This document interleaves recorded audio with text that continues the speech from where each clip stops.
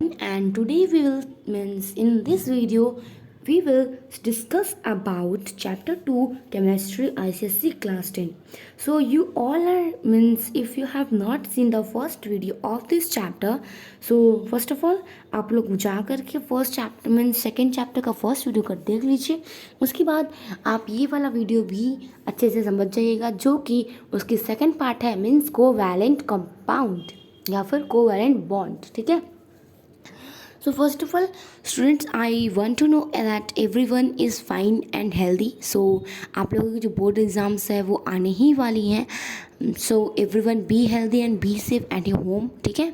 So जैसे कि आपकी अगर तबीयत ख़राब हो जाएगी तो फिर आप पढ़ नहीं पाओगे एंड पढ़ नहीं पाओगे तो फिर आप लोगों को पता है कि क्या हो जाएगा। सो जो हमारा स्कोप है 95% पर प्लस करने का वो कभी भी नहीं ख़त्म होना चाहिए। So students I hope so आप सभी लोग मेरे दिए हुए रूटीन्स को मीन्स जैसे कि मैंने कहा था आप लोगों को कि अगर आप ये फॉलो करते हो तो ज़रूर आपकी 95% प्लस कहीं नहीं गए। So students in this topic we will discuss about covalent bond, its structure and its non polar and polar compound. So पहले हम लोग डिस्कस करते हैं कि आखिर ये covalent compound means covalent bond क्या होता है। इसे हम कोवैलेंट मॉलिक्यूलर बॉन्ड भी बोलते हैं। सो फर्स्ट ऑफ ऑल जान लेते हैं कि ये कोवैलेंट बॉन्ड आखिर होता क्या है। ये एक मीन्स ऐसी बॉन्ड है जो फॉर्म करती है दो कंबाइनिंग एटम्स। ठीक है, दो combining atoms either by sharing और बाय लूजिंग। ठीक है। सो ये क्या करती है, ये दो एटम्स को मीन्स म्यूचुअल शेयरिंग करती है एक या फिर एक से ज़्यादा इलेक्ट्रॉन पेयर्स की। उसके बाद जब कोई एटम बनता है आफ्टर द शेयरिंग उसको हम बोलते हैं कोवैलेंट या फिर कोवैलेंट मॉलिक्यूलर बॉन्ड। और जो कंपाउंड बनता है उसी की वजह से जो कंपाउंड बनता है वो फॉर्म जब होता है उसको हम बोलते हैं कोवैलेंट कंपाउंड। ठीक है। तो हमने क्या जाना कि कोवैलेंट बॉन्ड क्या है। कोवैलेंट बॉन्ड एक ऐसा बॉन्ड है जो कि एटम्स जब कंबाइन होते हैं by the mutual sharing means अगर दो या दो से अधिक इलेक्ट्रॉन्स मीन्स शेयर होते हैं किसी भी एक एटम्स में तो वो जो एटम्स होती हैं मीन्स वो कंपाउंड में फॉर्म हो जाती हैं।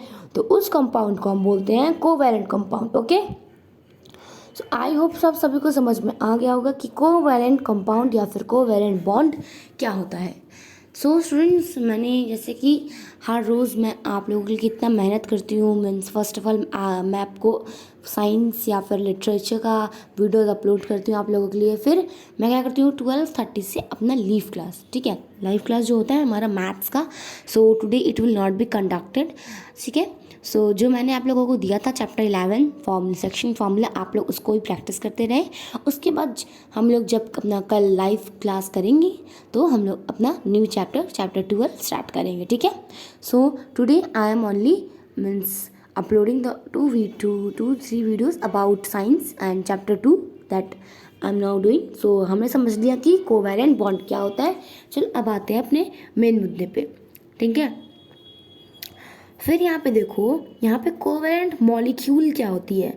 The molecule formed due to the sharing of electrons, मतलब कि जो मॉलिक्यूल फॉर्म होती है जब इलेक्ट्रॉन की शेयरिंग होती है। जब इलेक्ट्रॉन शेयर होता है तब मॉलिक्यूल्स फॉर्म होती हैं और उन मॉलिक्यूल्स को हम बोलते हैं कोवैलेंट मॉलिक्यूल। ठीक है। ओके नाउ ये जो एटम्स होती हैं नॉन मेटल्स की, उनके पास कितने इलेक्ट्रॉन्स रहते हैं 5 6 या 7। ठीक है। मान लीजिए कि ये इलेक्ट्रॉन जो है मैं जो बना रही हूँ अभी जस्ट 3 आउट ऑफ सेल है इसमें। ठीक है, 3 सेल्स है इसमें। तो ये मान लीजिए कि ये एक नॉन मेटल है। क्या है ये? नॉन मेटल कंपाउंड है। तो इसकी जो इलेक्ट्रॉनिक कन्फिग्रेशन है वो क्या होगी? वो होगी 5 6 7। ठीक है। तो ये 5 6 7 होगी एंड मीन्स उसका जो है except the atoms of such elements do not favour the loss of its electron. मतलब ये जो इलेक्ट्रॉन मीन्स एटम्स होती हैं या फिर आप इसे एलिमेंट बोल सकते हैं। ये जो एलिमेंट्स होती है उनकी मीन्स उनकी एटम्स कभी भी अपने आप को जो मीन्स अपने इलेक्ट्रॉन्स को लूज़ नहीं होने देती हैं। क्या नहीं होने देती हैं? कभी अपना एटम्स जो है कभी अपना एटम इलेक्ट्रॉन्स जो है वो किसी को भी शेयर नहीं करती हैं। ठीक है। तो यहाँ पे ट्रांसफ़र ऑफ इलेक्ट्रॉन नहीं होता है मीन्स ये पॉसिबल नहीं है। देयरफॉर ये जो एटम है ये कम्प्लीटली ऑक्टेट है, बट मीन्स यहाँ पे 7 सेल नहीं है, मुझे पता है, मीन्स 7 सेल लास्ट में, बट ये अपने आप से ऑक्टेट हो जाती है only by mutual sharing of 1 और मोर पेयर ऑफ इलेक्ट्रॉन्स। ठीक है, सो जो हर एक एटम कंट्रीब्यूट करता है, मीन्स हर एक एटम क्या कंट्रीब्यूट करता है, क्या कंक्लूड करता है, equal number of electrons. Yes, so how whenever a non-metal combines with another non-metal it attain stable configuration। मान लीजिए कि यहाँ पे ये एक मीन्स नॉन मेटल है और एक नॉन मेटल है, ठीक है, और एक नॉन मेटल है। सो जब ये दोनों नॉन मेटल कंबाइन होंगे तब ये एक स्टेबल फॉर्म करेंगे, मतलब ऑक्टेट फॉर्म करेंगे। ठीक है, फॉर एग्जांपल हम ले सकते हैं हाइड्रोजन जो कि नॉन मेटल है और क्लोराइन। ठीक है, तो हमने एग्जांपल क्या लिया है, एक सेकेंड, हाइड्रोजन एंड क्लोरीन। ठीक है, ये दोनों क्या है, नॉन मेटल। आप लोगों को सभी को पता होगा, क्लास 9 पे ही बता देते हैं कि नॉन मेटल और मेटल कैसे क्लैरिफाई करते हैं।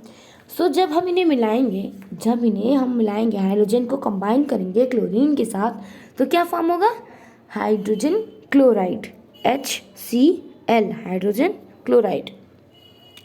तब यहाँ पे तो शेयरिंग ऑफ इलेक्ट्रॉन्स लिया है, शेयरिंग ऑफ इलेक्ट्रॉन्स जो हो रहा है हाइड्रोजन और क्लोरीन के एटम्स के बीच, और कोवेलेंट बॉन्ड यहाँ पे क्या हो रहा है, कोवेलेंट बॉन्ड फॉर्म हो रहा है। जब ये एक साथ मीन्स इलेक्ट्रॉन शेयर कर रहे हैं एक दूसरे को अपना, तो यहाँ पे क्या फॉर्म हो रहा है, कोवैलेंट बॉन्ड।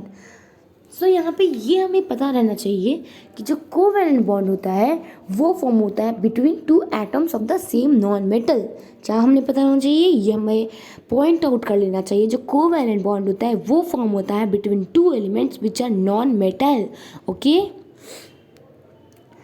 सो नाउ हमें अब मीन्स हम जानेंगे कि कोवेलेंट हमने जान लिया कि क्या होता है एंड वो कब फॉर्म होता है, और जो नॉन मेटल होती है जब वो कंबाइन होती है तभी वो उसकी शेयरिंग होती है और तभी वो ऑक्टेट बनता है, जिसके लास्ट में 8 सेल होता है उसे हम ऑक्टेट बोलते हैं।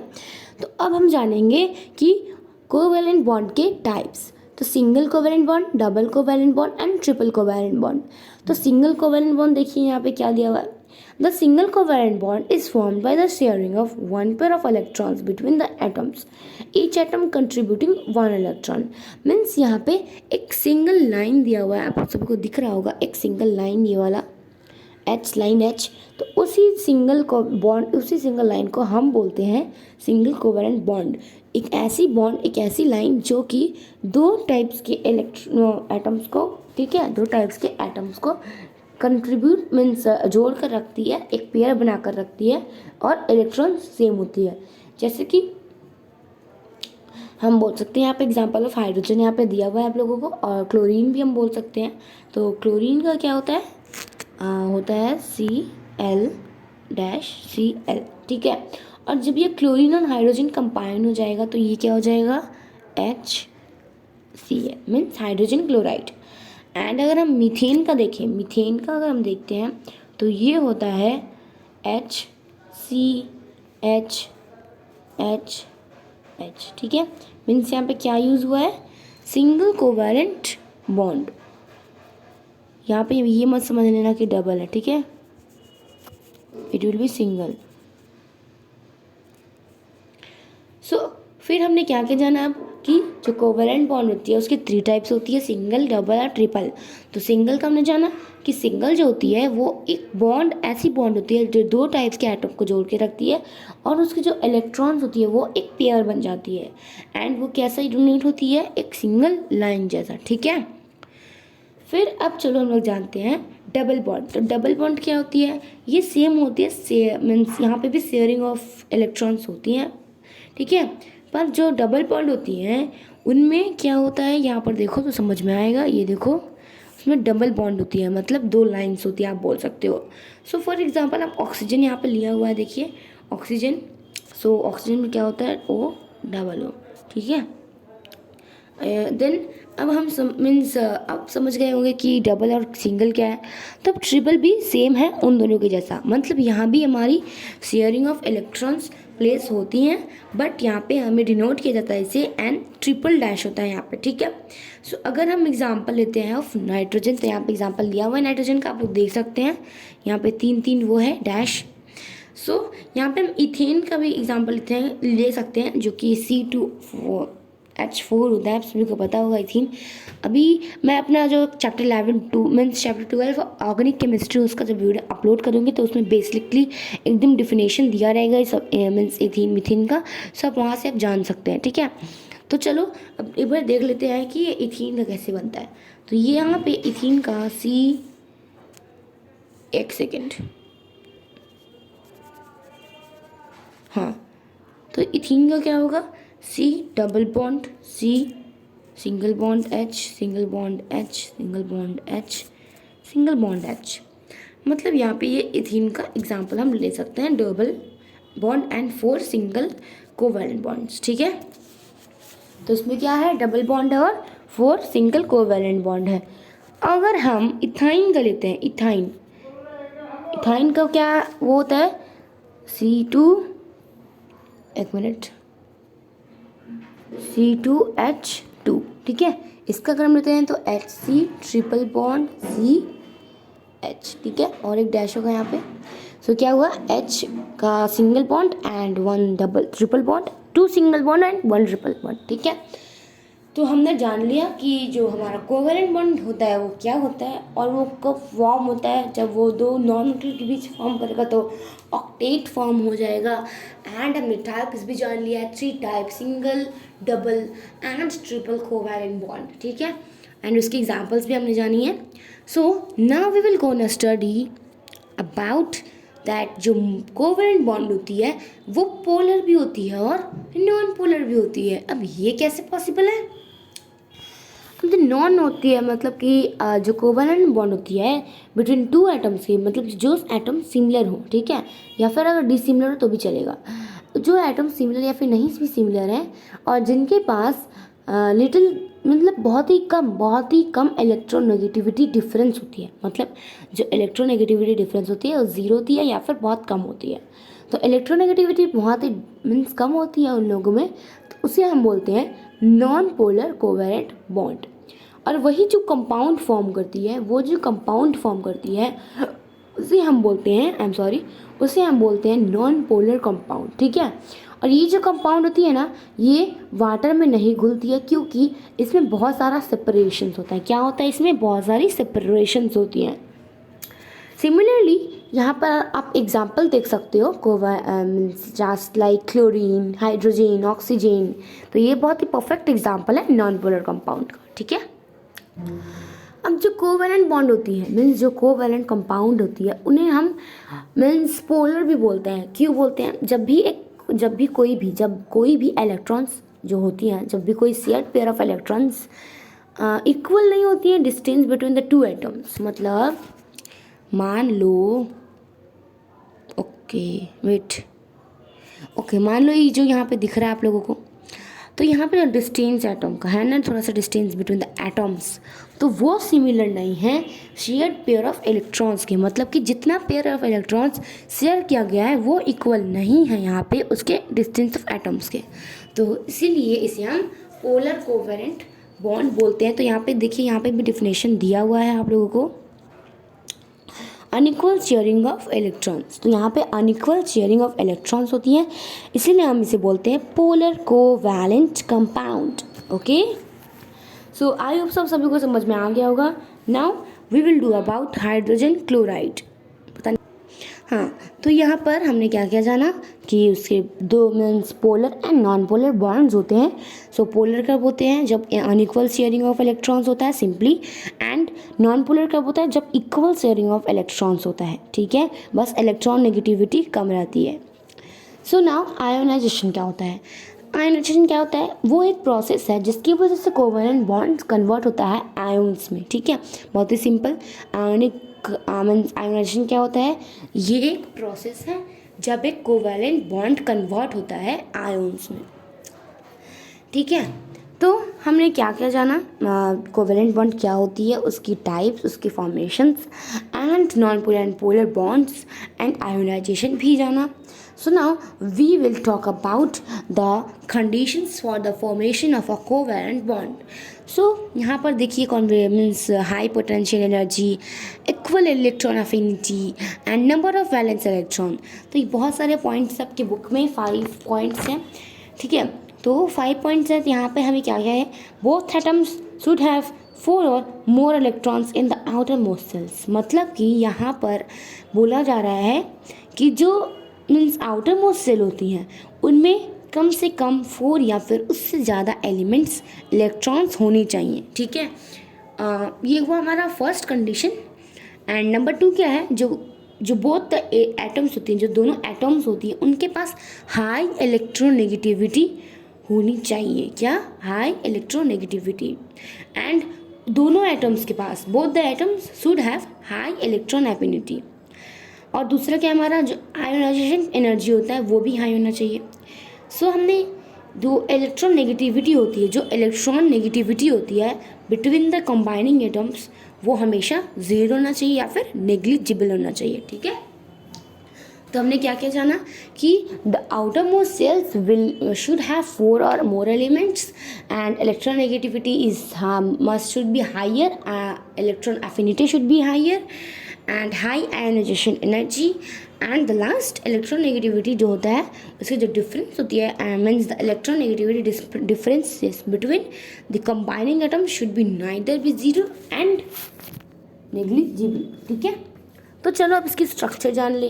अब इसका स्ट्रक्चर क्या है, नाउ सी, यहाँ पे हाइड्रोजन मॉलिक्यूल ले लिया है मैंने।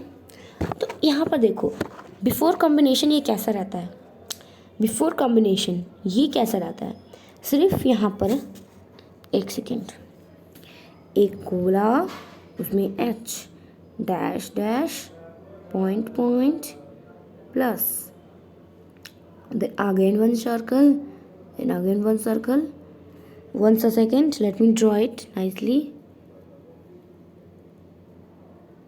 ओके, अब ये होगा यहाँ पे H।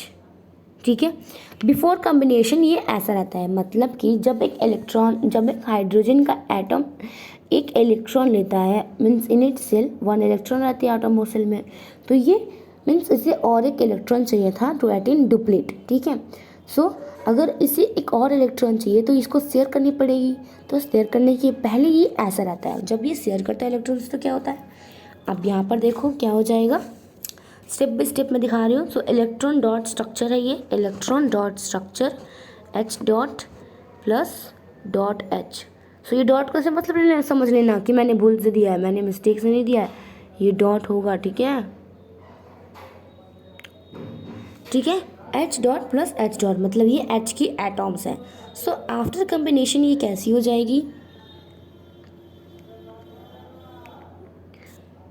H H। ठीक है, सो ये आफ्टर कॉम्बिनेशन क्या हो जाएगा, 1 shared pair of electrons and single covalent bond. ठीक है, मतलब यहाँ पे उसकी शेयरिंग हो चुकी है।